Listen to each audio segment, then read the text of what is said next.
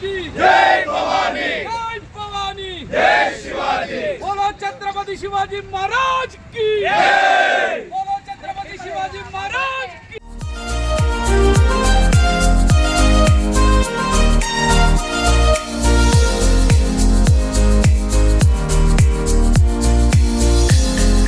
जय भवानी, जय शिवाजी, जय भवानी, जय शिवाजी, जय शिवाजी, जय भवानी। హిందూ సేన యూత్ వాళ్ళు పెద్ద మనసు చేసుకొని మన పాఠశాలను సెలబ్రేట్ మా పాఠశాల బృందం తరఫున మీకు ప్రత్యేక ధన్యవాదాలు తెలియజేస్తున్నాను. అయితే ఇంకోటి కూడా ఏం అనౌన్స్ చేశారంటే ఈ గ్రూప్ లో ఉన్న సంబంధించినటువంటి ఏదైనా నీడ్స్ ఉంటే మాకు చెప్పండి అనేది చెప్పడం జరిగింది. సో దానికి కూడా మీకు హార్ట్ఫుల్ గా థ్యాంక్ యూ చెప్తున్నాను. థ్యాంక్ యూ అండి, థ్యాంక్ యూ.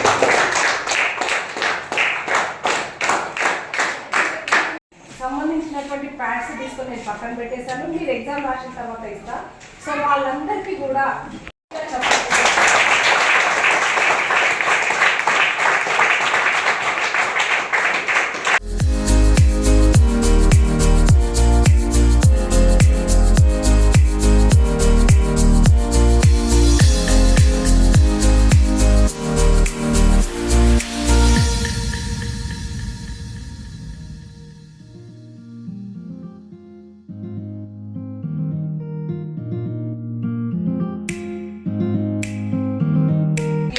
బట్టి ప్రేరణ ఇంతే మంది ఉన్నారు. నెక్స్ట్ ఇయర్ ఇంకా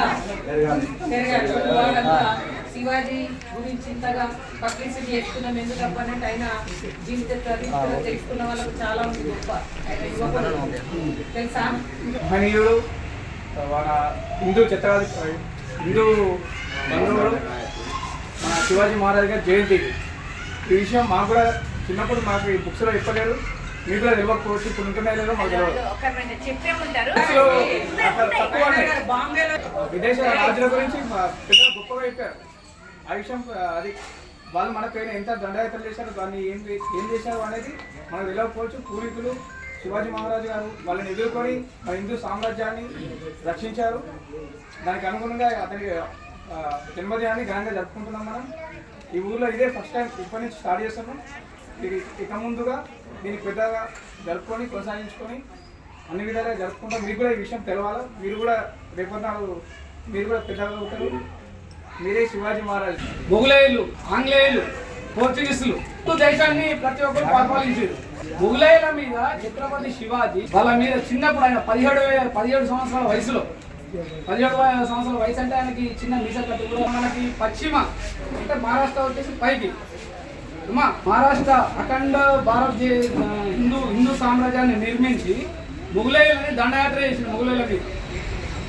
మొఘలయులని మన దేశంలో రానియకుండా ఇప్పుడు మనం హిందూగా ఈ కండువా వేసుకున్నామంటే ఇక్కడ ఉన్న వాళ్ళందరూ ఈ కండువా వేసుకున్నారంటే హిందువుగా ఆయన పెట్టిన భిక్షని.